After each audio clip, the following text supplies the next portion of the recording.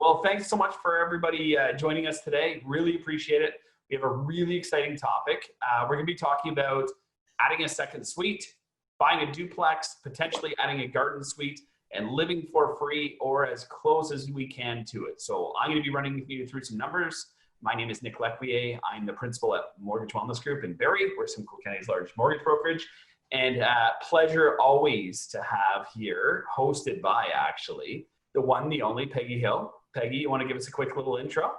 Hi, everybody. I'm Peggy Hill. I am the broker of record for RE/MAX Hallmark Peggy Hill Group, and I'm really excited to be here and very thankful to have Nick because he always comes on these things with me every 2 weeks. And Shucks. Come on we learn a lot of stuff. And we have a special guest today. Ew. Our buddy Justin Sherry, who looks like he's 12, but he has 3 little kids and is married. He's not 12, and he knows what he's talking about. Because that's right. So, Justin, you're smalldwellings.ca, right? I am Small Dwellings, yes. Okay, cool. Tell us a little bit about yourself and your company, Justin. I'm an architectural designer by trade and getting into the game of building, doing smaller homes. So under the company Small Dwellings.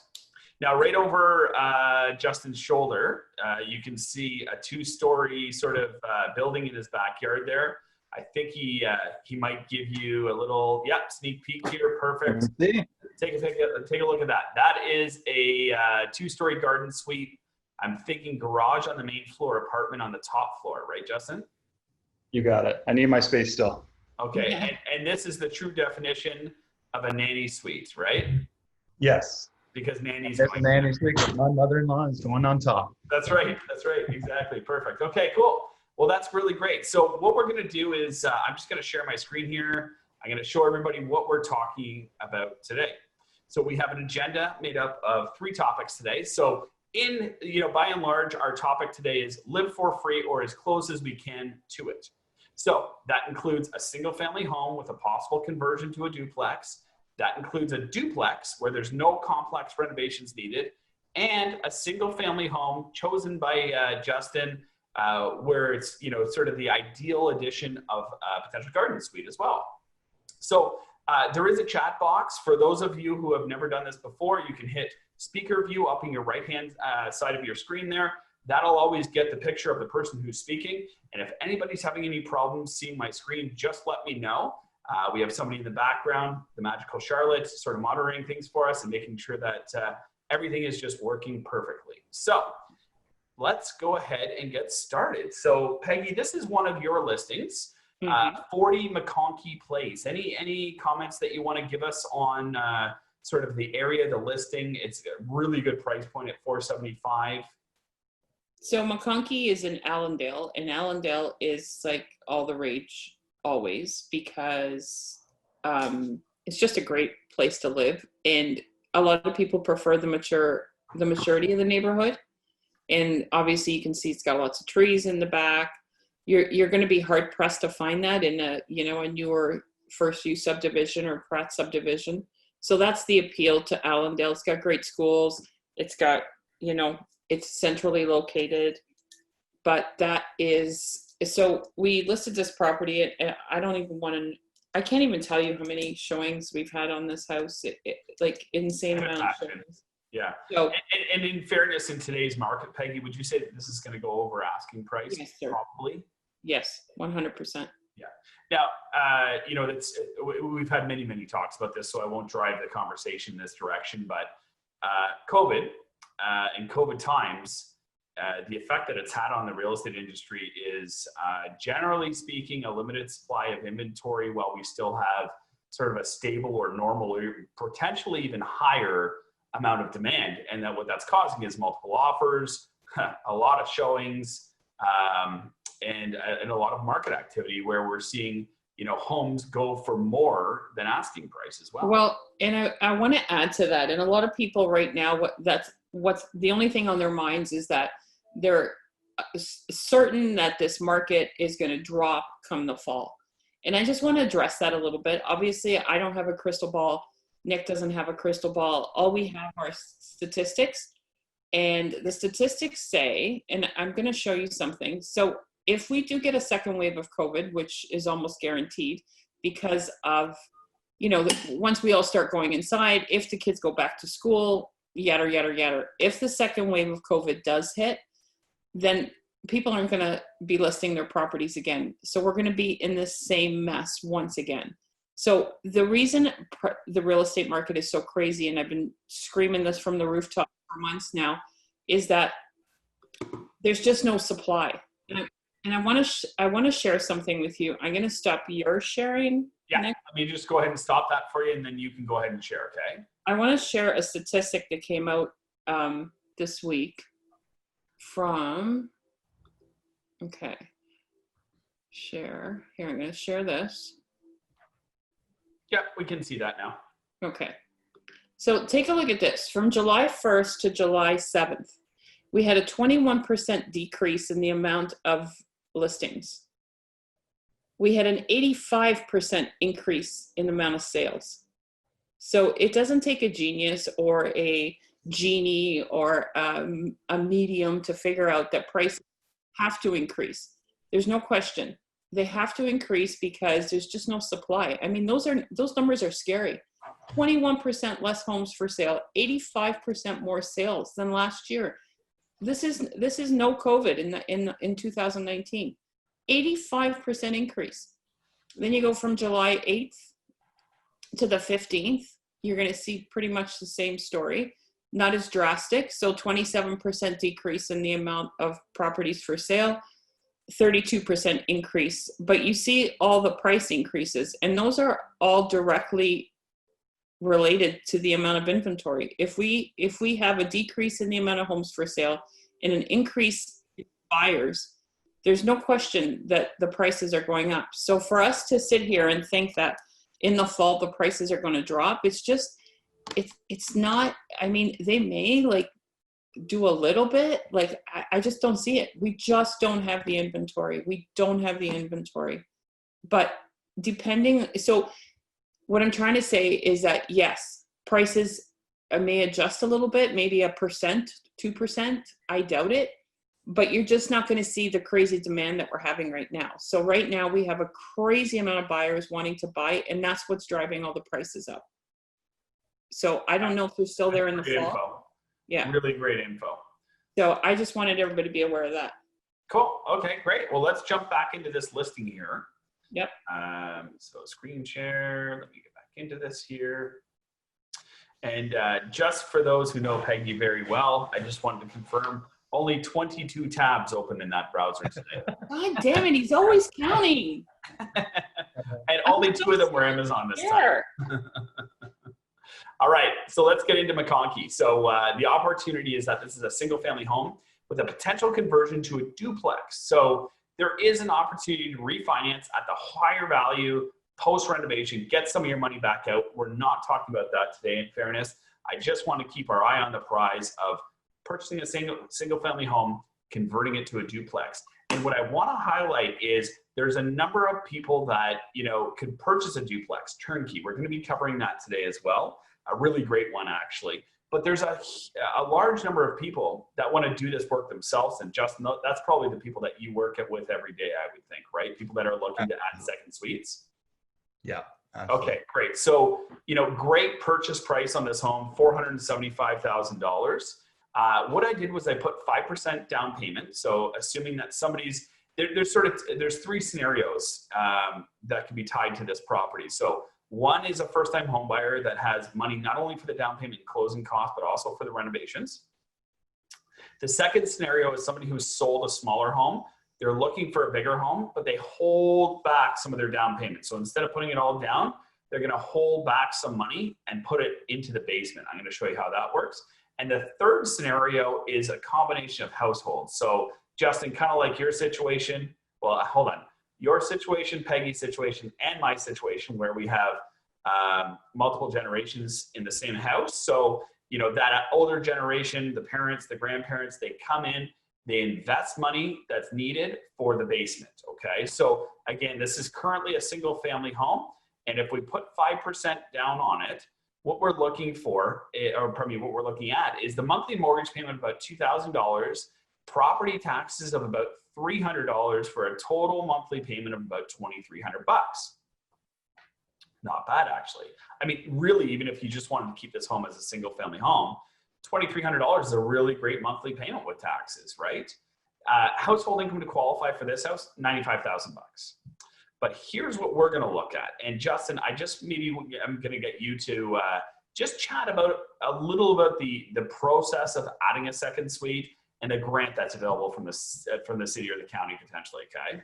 Yeah, absolutely. We'll start with the County Simcoe grant, actually. Okay. For that, if you have enough equity in your home, they will permit you a grant of $30,000 to finish this. And it's for the purposes of affordable housing. So you will be capped at a rental cost per month that you can charge. So I think for a 1 bedroom, you're $1,250. And I think for 2 bedrooms, you're $1,350. Just super healthy. Good. Yeah, very healthy. Yeah. Yeah. Absolutely. So once you get approved for that, then I would come in and then I would take as-built measurements of the existing conditions of that house and then do my magic and come up with a floor plan and then submit that application to the city and then hand off your permit. And then we're off to the races to start building. So there's a potential to get $30,000 from the county towards the basement. Absolutely. Like, given. Is that what you're saying to me? Well, it's a forgivable loan. Forgivable. Yeah. So they're in the property still, but it's a no interest grant. So $1,250 for a 1 bedroom, $1,350 for a 2 bedroom. Yes. And would that, so then come in the utilities, right? That would be with utilities, actually. With. Okay. Yeah. Thank you. Yeah, because it's a second suite, so no separate meters, I would think, right? Right. And can I just ask this question, because I have a couple of rental properties. I have a triplex and a fourplex, and they're older, so no separate meters. How expensive would that be? Because I know that's a concern for a lot of people. Utilities, because you have somebody living downstairs or in one. In fact, I had one couple living in my 4th suite, and they had ferrets, so they wanted to keep the heat going really high, but then they were too hot, so they would keep the heat really high and the windows open. Lucky so you. That's scary for a lot of people, right? As far as utilities. Now, how hard is it just to put in a separate meter? Do you know? It's not difficult. I mean, it takes some work, but you're going to be spending around $3,000 to $5,000 for that. Well, that's pretty fair. Reasonable. Yeah. Yeah. Well, and some hydro bills can be that when you have ferrets and you keep the heat up and the windows open. So that's really. I would think so. Yeah. I imagine your appraise higher as well after the fact with separate metering. Yeah, that's a big deal. Yeah. So let's take a look at the payments. Like one of the things that what I did in this circumstance, Justin, is I assumed that we were not getting the $30,000 grant. Okay. So this is a situation, I think, where you have 5% down and, like parents are coming in and saying, hey, I sold my home. I'll give you the $60,000 that's needed for the basement. We're going to talk about the costs in a sec. So we look at that total payment of $2,300.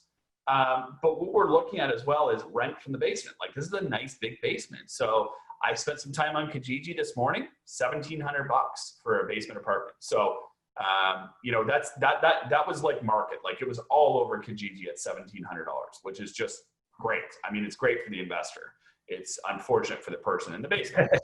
So let's just say this person did the basement. They rented it out for $1,700. They would live there for $600 a month. So, you buy the 475 house, you put the money into the basement, you rent it out. I'm okay with living for $600 a month. What do you think, Justin? Oh, absolutely. Yeah, I'd be okay with that. Peggy, what do you think? Oh, yeah. I think you said your property taxes are more than that. They are. Okay, so check this out. You really know how to hurt a girl. Between her tabs and her property taxes, you really know how to hurt a girl. No, I'm sorry. Okay, so check this out. So this is with 20% down. So again, this is someone who's combining households. They sold a bigger house. Now they're downsizing. They want some rental income to supplement their retirement. So they put 20% down. Look at how this monthly mortgage payment drops. So monthly mortgage payment, property taxes, your total payment is $1,787. The rent from the basement, check out that payment. Okay, so what does it take to get there is the question, right? So let's take a look at that. So with 5% down on the left-hand side here, 5% down is $23,000. We have estimated closing costs, some land transfer tax, and Justin, I put $60,000 in there. You and I were talking about that. $60,000 would be a reasonable conversion into a legal suite, I would think these days, right? Very healthy. Okay, great. So total investment is $94,000 with 5% down. And that gets you to that like $700 a month to live there, which is really sweet. Now, with 20% down, if you had the money to do it. So like somebody has sold a townhouse for $425 and they come to me and they say, Nick, I have $200,000 to put down on the home. This is what I would do. I would put down 20% and tell them to hold the money back, finish the basement. They require about $163,000. So this is a second stage house, right? This is like somebody who sold and is now buying, right? Like they're downsizing, they're upsizing, like they're shifting, because $163,000 is not the kind of money that a first-time home buyer would have. So left-hand side, $95,000 in this circumstance, you're living for about $700 a month. 20% down on the right side, if you had that money, you could live in this home basically for free. Yep.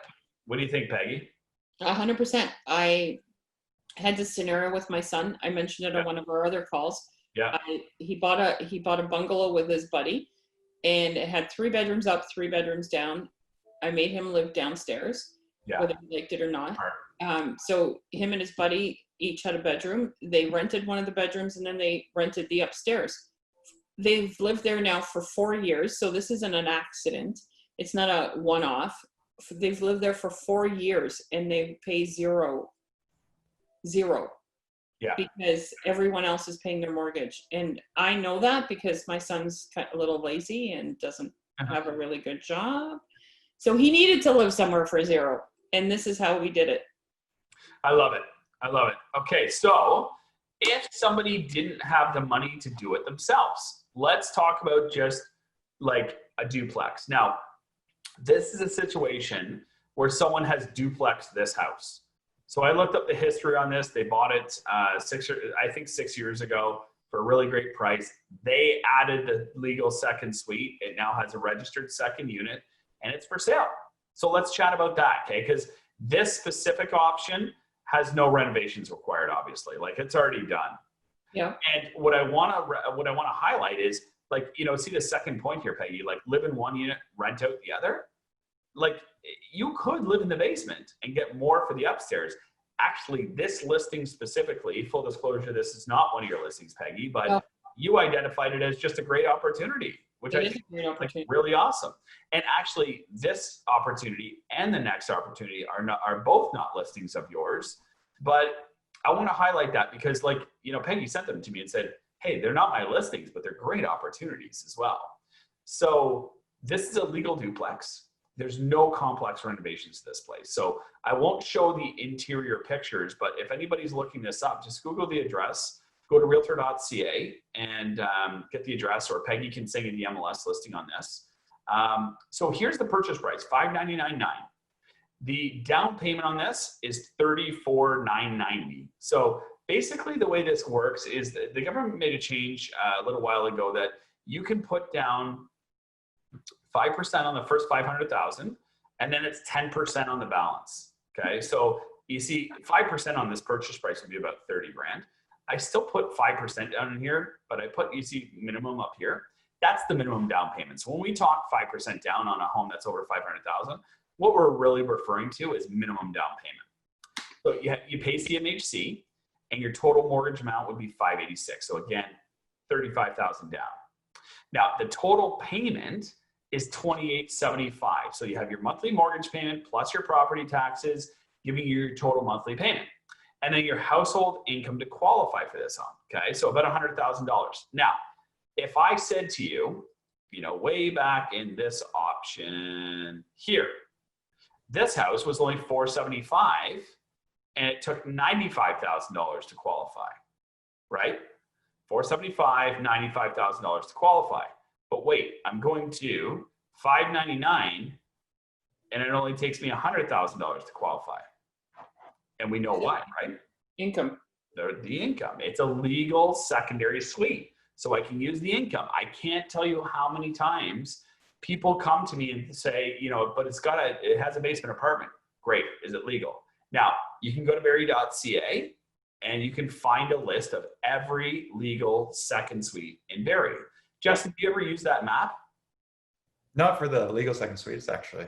I think you may not, but like we do all the time, Nick. Yeah. Every house we go in the list, the seller will say, "Oh, it's legal," and we're like, "Well, do you have paperwork?" "Well, no, but it's legal." I've rented it out for years, sort of thing. Yeah. I look it up, and it ain't legal. And the other thing with it not being legal, I caution people, and this is my number one thing: legalize your basement apartments.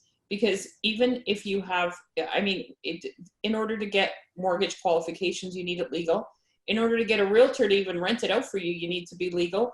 But to get insurance and to be completely covered, you need to be legal. Yeah.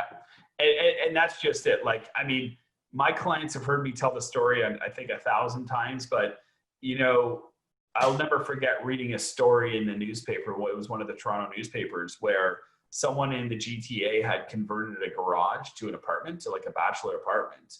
And when you see people roll up their garage door and there's like 2 or 3 feet of storage space, and that's it, and you think, oh, there's something behind there. They've made that living space. Well, they did, but they rented it out as an apartment. And the only way in or out was through the house. There was no secondary exit. And there was a fire in that garage in front of the door. And you know what happened, right? I don't have to tell the rest of the story. So it was obviously not legal. It was obviously not registered. It was obviously not done with permits. So, one of the things that we're talking about today is making everything legal. Like all the options that we're talking about today are legal. Now, what I use that map for on Barrie.ca is, Peggy's team sends me a client. I have a consultation with the client and they say, I'm looking for something that's legal so I can live for less. So I can live for as close to free as possible. Wonderful. Let's say that family has kids, like the 3 of us, for example.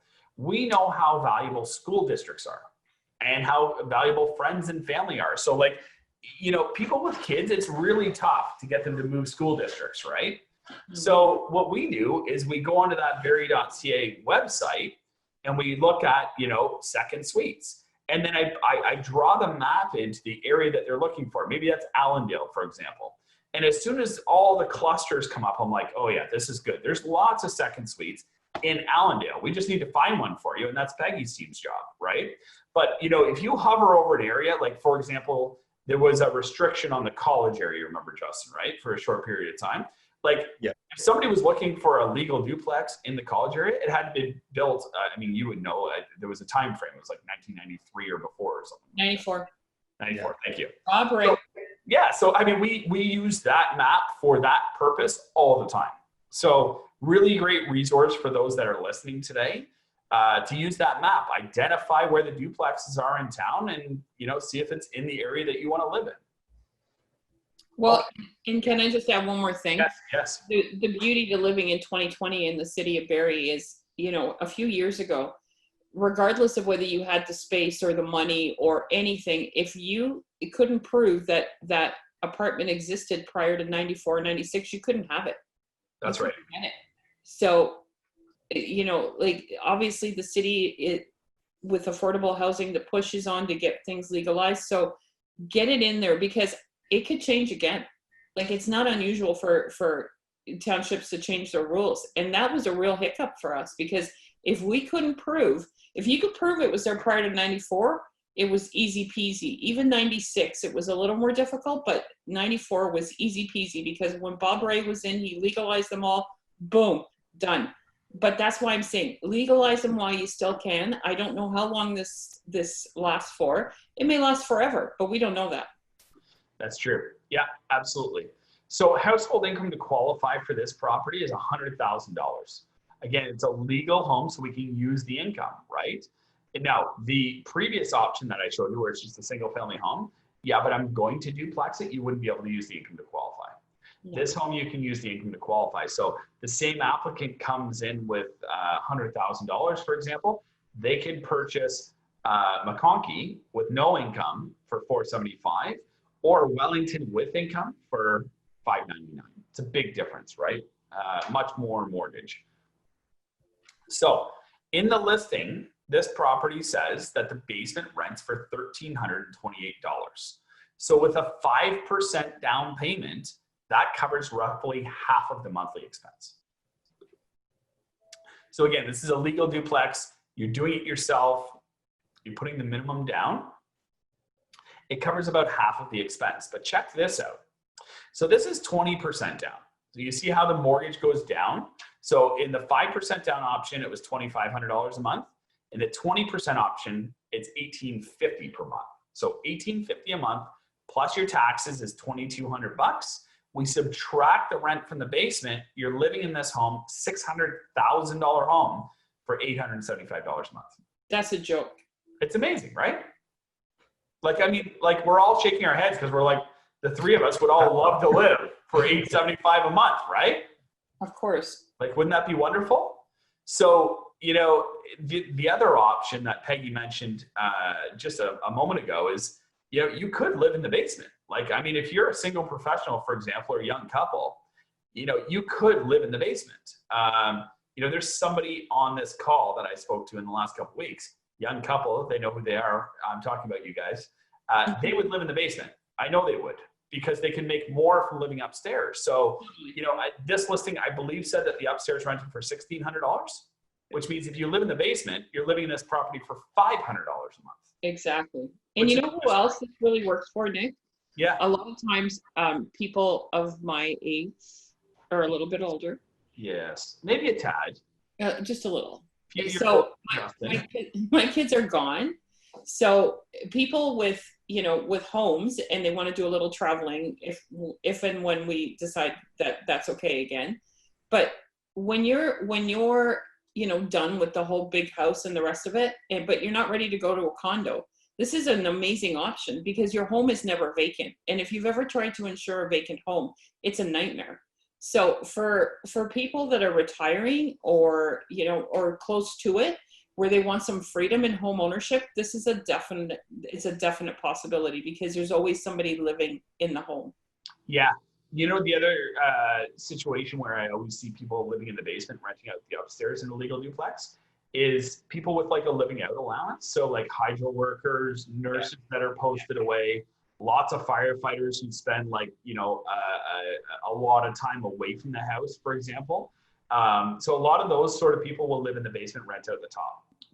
Also, a lot of people that are starting over, for example. So they have their kids part-time, for example, they'll happily live in the basement, make a really great setup for them down there, and then rent out the upstairs until they're back on their feet when they'll flip-flop, right? They'll rent out the top and, or pardon me, move into the top and rent out the bottom. So another really great option.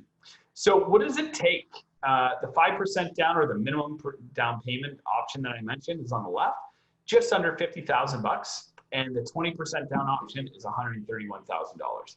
Now, the 20% down option for a legal duplex, we usually see somebody coming out of a house. So, you know, they made some really great money on a townhouse. The 5% down option, they've saved, they've worked. And young professionals, for example, they can buy a legal duplex and they can get into this home with a little bit of rental income, live for a very modest amount of money, and, you know, wait to, I mean, what I would do is I would probably refinance this home after 5 years and keep it forever. So refinance it, take some money out, and move it to the next property. The 20% down person, this could be an investor, it could be somebody who sold a home, who's looking to purchase a new home, etc. But there's sort of what it takes on each side. Yep. Cool. All right. So probably the most exciting opportunity today. Justin, you love this one, right? I already went and saw it. What'd you think? Is your carpet the favorite thing in the home? It's ready to go. Yeah, it's a gut, but it's ready to go. Yeah. Now, is there an opportunity to like combine the two options that we're going to talk about? Like, could you theoretically add a second suite into the basement plus a garden suite? Absolutely. 3 suites on one property. Wow. Yeah. That's crazy, eh? So that's an amazing opportunity. Yeah, so I did not do that in my numbers. I just added the garden suite, but we can just talk openly about what that would take, okay? In terms of like adding the basement plus the garden suite. So first of all, Justin, how fast do you think this house is going to go? They're holding offers till Sunday for a reason. Yeah. So it's it's listed, I believe. I didn't put that in here. Geez, it's just under 500,000. It's 460, I believe. 460. Yeah. Unbelievable. So this is a single family home. Potential addition of a garden suite where you can live in one and rent out the other. Opportunity to refinance at a higher value post-renovation. I'm going to add the fifth point in right now verbally. Also an opportunity to add a suite into the basement. So Justin, like, this is what we're talking about. Like, I went on your website this morning, really impressive. This is what I want right here. This is what I want. Very cool. Yeah. So I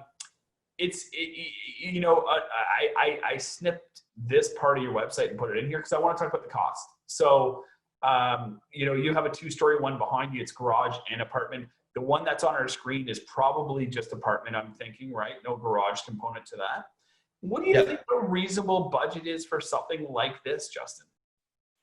Something like that product there would be around 150,000. Yeah, that's what I thought. Okay, perfect. 2 bedrooms as well. 2 bedrooms. Okay, perfect. Yeah, cool. So you're not getting this for $60,000, but you are potentially, somebody doesn't have to put a garden suite in the back of this. This is still a great opportunity to purchase, put a second suite in. All of a sudden it's a duplex. A duplex in today's market, we know, let me just go back here, is worth $599. Because Peggy, I would think you would agree, this duplex on Wellington Street is going to sell quickly. Yep. Already has an offer on it. Yeah, there you go, right? So this house at 460, for example, even if you just put the $60,000 basement into it right now, for example, Justin, you could do that, refinance it at $599. I mean, I'm just going to do some quick math on it here. Like, if you bought it at 460 and put 60,000 into it, you'd be into it for $520,000. If it was worth 600 when you were done, you could refinance it for 480. So you would have bought that house and renovated it with $40,000. Yeah. This one's unique too because it's not necessarily all in the basement. I walked the property and that side split essentially on the 2 windows at the bottom there on the left side. That's where the duplex would be. So you're above ground. Like right here. Sorry, you can't see my cursor. Right here sort of thing. Yeah, in the front. Yeah. Those 2 big windows in the front. That is amazing. Okay, so let's talk about this house then. Okay, so the real sort of advantage here, probably not the same setup as what I'm showing on the screen. Same idea though, right? So if I go back to this house here, where would you put the garden suite, Justin? Like it's in the backyard, right? Yeah, it's a fairly deep lot, so we can really take up about half the backyard and still have adequate space for the main dwelling.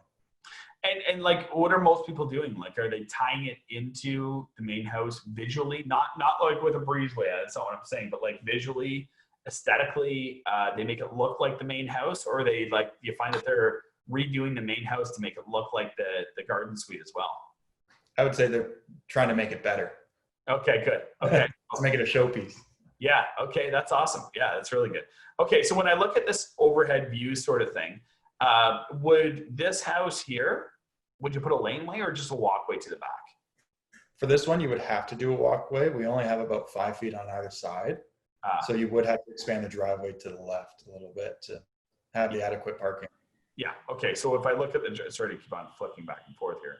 So this right here, this driveway, that's right in front of those garden doors here, this would get brought over a little bit, which you're totally able to do because there's so much front yard space there, I would think, right? Exactly. You can do a 30-foot driveway there. Oh, wow. Cool. All right, great. Okay, cool. So here's the numbers. 460, 5% down, plus some CMHC, you owe 454.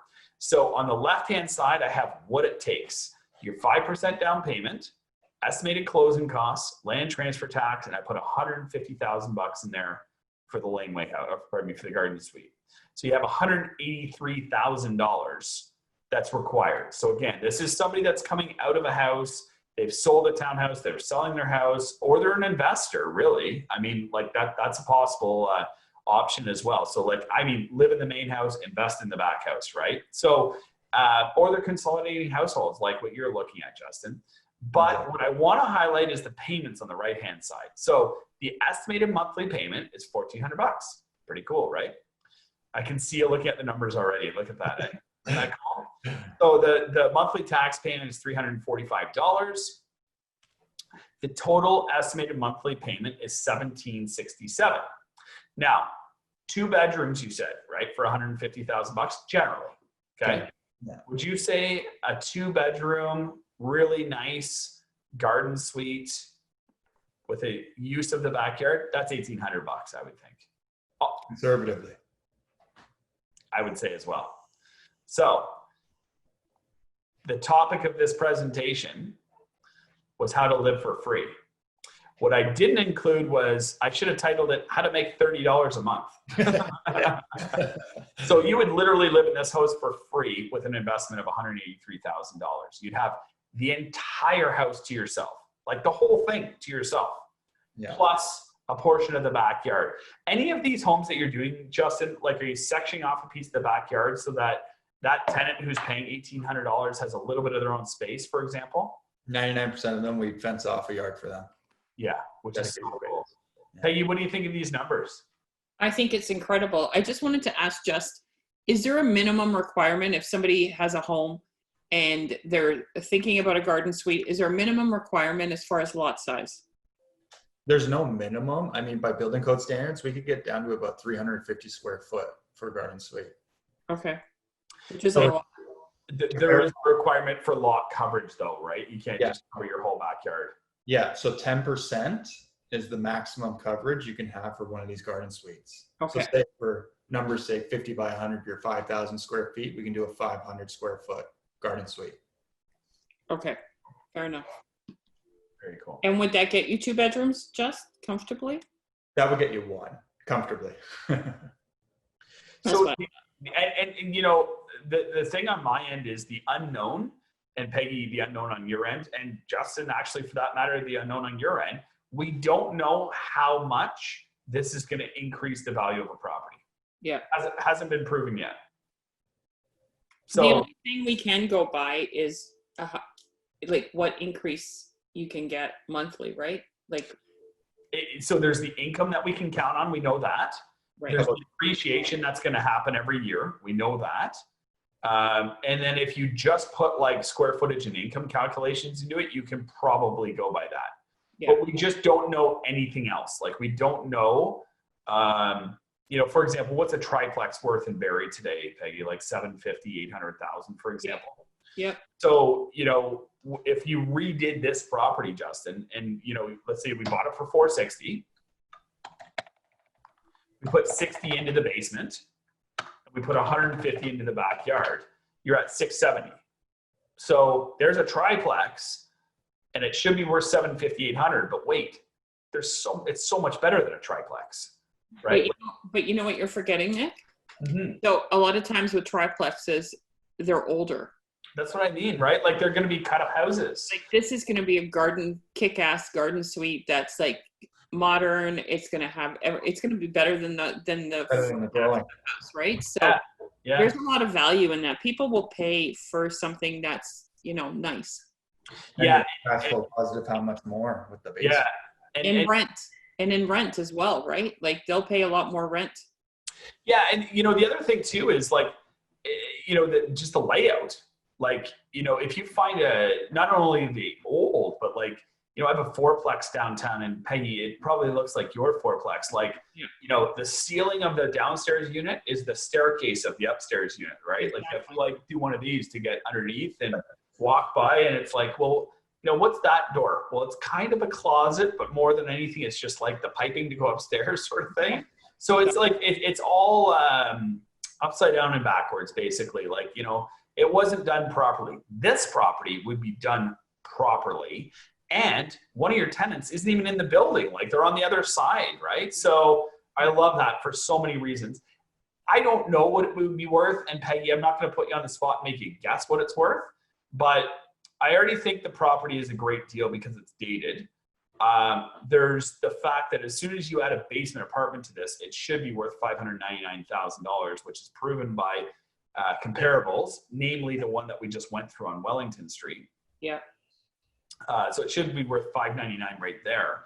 And then on top of the $599, we're putting a $150,000 garden suite into the backyard. So, you know, if we take the value at $599 and the cost of $150 of adding that suite, you're $750. But wait, it's got to be more than that, right? Like there's got to be some return on having that garden suite. The concept is so new that we just don't know what that is yet. Would you agree, Peggy? I would agree.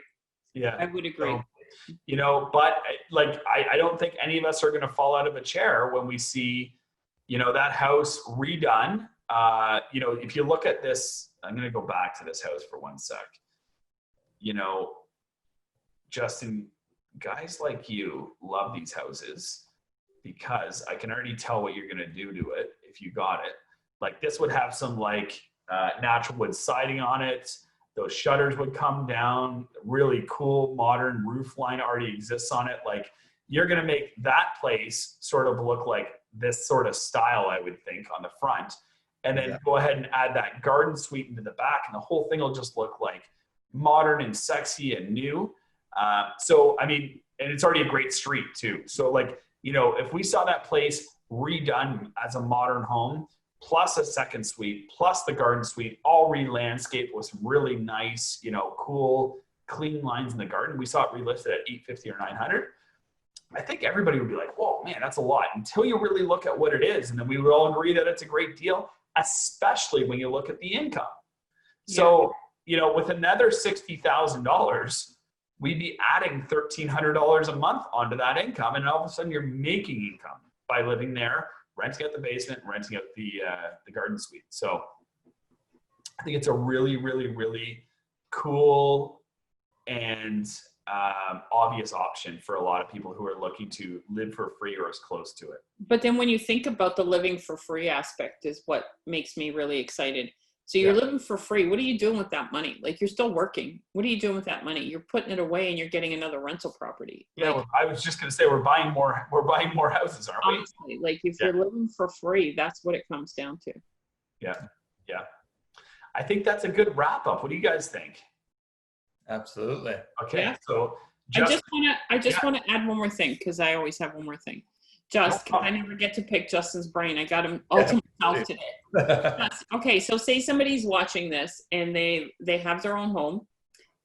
They have a detached home, no basement, say per se, or there is a basement but no separate entrance. Mm-hmm. That doesn't mean they can't have an apartment downstairs, correct? No, it doesn't mean that. We can split it from the inside or add secondary entrance from the outside. And that's not crazy money either. Like a lot of times people get frightened of things like that because they don't think that it's possible. But I just want to hear it from an expert's mouth, because I always say it's possible, but who believes the realtor, really? Everything's possible. We're in a buyer's and seller's market right now. We're just in fairy tale land. And so, one of the comments that Justin made before, to your point, is, Justin, you said having a finished basement that's not a legal apartment is actually oftentimes a detriment, because it costs you more time and more money to rip out what's there and put in the stuff that's required. So like, you know, blank slate, unfinished basement is oftentimes better. Exactly. And when renovation, you don't know what you're going to get into. Yeah. Right. Yeah. Weekend warriors have already been in there. Weekend warriors. Yeah. All right. So that's 3 awesome. Great listings, 3 great opportunities. Any further comments from either of you? I want to say that if you have questions, and a lot of times we throw all this stuff out at people and it can be overwhelming. However, if you have questions, call any one of us. If the financial questions, Justin's a really smart guy, so cute too. And but it's cute too. I gotta say that. I'm gonna be politically incorrect here. So just call, reach out. It costs you nothing to have a conversation with us. We obviously love talking about this stuff, or why else would we be sitting here on a Saturday? So reach out. Any questions, please. We're happy to help. We want everyone to know what we know. That's it. You got it. And every piece of property is different too. So every piece of property is different. You got it. So Justin, where can we find you again? Smalldwellings.ca. You got it. And Peggy, no secret, where can we find you? Pretty much Everywhere. every truck stop, bus shelter, you name it. Billboard, every radio station. Everywhere you want to find me. PeggyHill.com. I'm from Mortgage Wellness, but you can catch all of us on PeggyHill.com under the partners page as well. Anybody with any questions, guys, everyone that's listening, Justin is a wealth of knowledge for this stuff specifically. Any questions on the numbers, please feel free to reach out to me. I can share anything that we talked about today. And of course, for listings and other duplexes, there's a very strong chance that by the end of this weekend, all 3 of the homes that we covered today will be sold. So if you want to see homes like that, just reach out to Peggy. She'll connect you with one of her team members and show you live active inventory. Absolutely. Great. Have a wonderful weekend, That's everybody. it for today, guys. Thank you for your time, Justin. Thank you for your time. Thanks, guys. I'm waiting for my next invitation. Yeah. Oh, it's coming. It's coming. Take care, guys. Thanks, guys.